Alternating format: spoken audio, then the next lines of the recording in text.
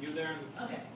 So I was interested, now you talked about what kind of support you got from area agencies. I've heard a lot about how your families helped. I'm interested, before you graduated from high school, what kind of help did you get in transitioning, and what did you not learn that you wish you'd known before you graduated?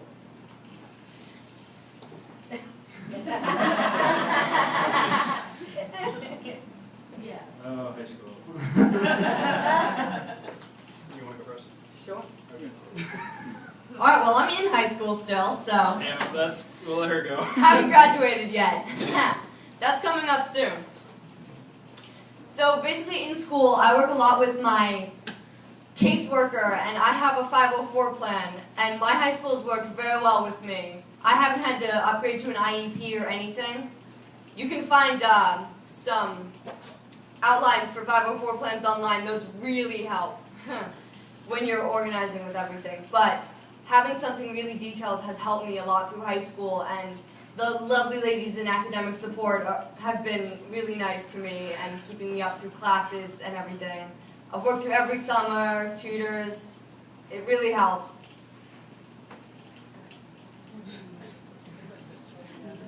All right.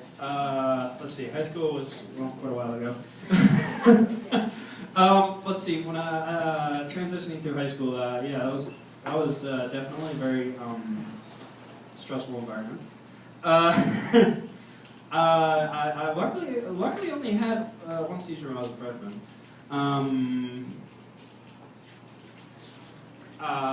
As for getting help and stuff, I mean, I had one teacher who was very spiritual.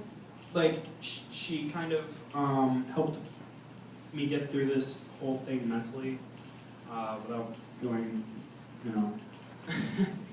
And so, as for like services and stuff, again, I had my mother who, I mean, if I ever had a question about anything, she would know the answer, or I'd talk to my my doctor. Pretty much because as soon as my mom found out I was diagnosed with epilepsy, I mean, she read every book on epilepsy.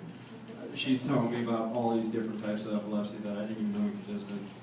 Like, so yeah, I pretty much, if I had a question, I asked, you know, my mom, my teacher, or my doctor. All right, yeah, I am still in high school, surprisingly.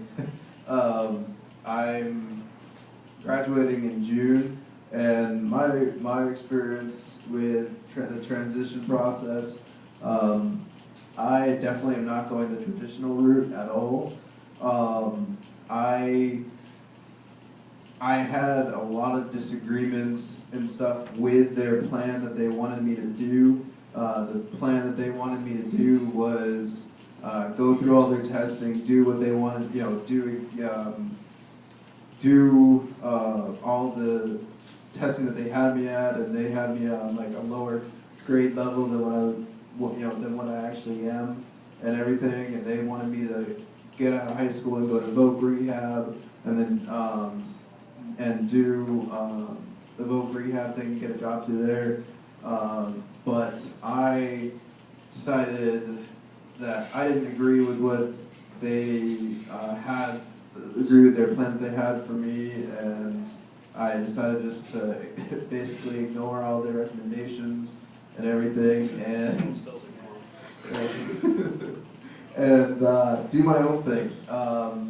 I decided to go into it has many different councils and volunteer positions and internships, call businesses, see if I can do an internship with them, because I'm only doing one class during the day, so that leaves a lot of time for me to go and experience the real life and stuff. So and one of the biggest resources for me with transition, I was lucky enough to get nominated for the New Hampshire Leadership Series which is through Institute on Disabilities, and that is one of the best programs that I could ever do, and I'm glad that I did it. You know, it's while I was still in school, because I've learned so much from it, and they've taught me a lot of advocacy and stuff. So that was really my support and my my guidance through through this transition process. And I have a plan now, because I was they make you really think about what you want to do and stuff. And with the school system, I wasn't pushed enough, or I wasn't challenged to what I thought, or what I really am. So so that was my support in my process of the transition. And I'll be graduating in June and heading off. Hopefully I'll get accepted to City Year, and I'll be doing that for the following year. So Let's jump it over here. Before you go on, can I just throw something on that? Transition is a very interesting question, because you're transitioning yourself as a parent and your child through that process. And I think you've heard these guys talk a little bit about, it's time for me to take on some of the responsibilities that my parent has taken on. And I need to do a little bit of that myself, but I need to have the skill set to do that. I have some colleagues in the room. If you guys would just put your hands up. We're all from Region 4, and I know every region does some transition planning, but these guys can talk with you specifically about the kind of planning that they do with kids starting at 14 to get them ready to move into that next stage in their life, because everybody's ready to do that at a different point in their life. But a piece of what you go through is, how do I transition as a parent now too? Because I'm transitioning to a new role, and that's really hard for us as parents. We did your diapers, we fed you, and as you move forward, it's really hard to let kids grow up regardless of their ability. And if you think about all of the kids in your family, each of them going off to college, that's a tough carload to take.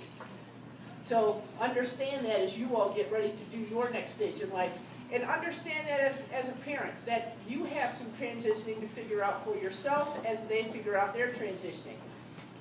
These guys are ready to go. They want places to stay, jobs to have, friends. I mean, they think that, you get out of high school and there's this door opens up and voila, we're in. These guys are here to tell you there's some other things that are going to happen. But if you want to talk to someone about transitioning, Schelling and FAMO can certainly walk you through that process a little bit, and we can get you connected back to your area agency to do that. So thanks for letting me throw in on that. You sir, the room top. I'm a 26-year-old with autism. I was in high school up until my 21st birthday.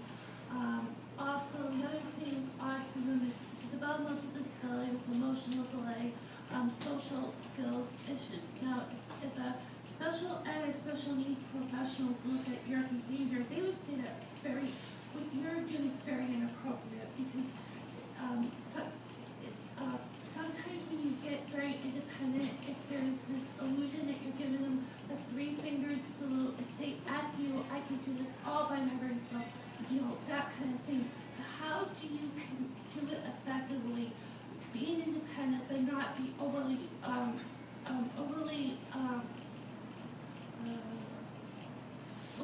confident, and then come off as being inappropriate?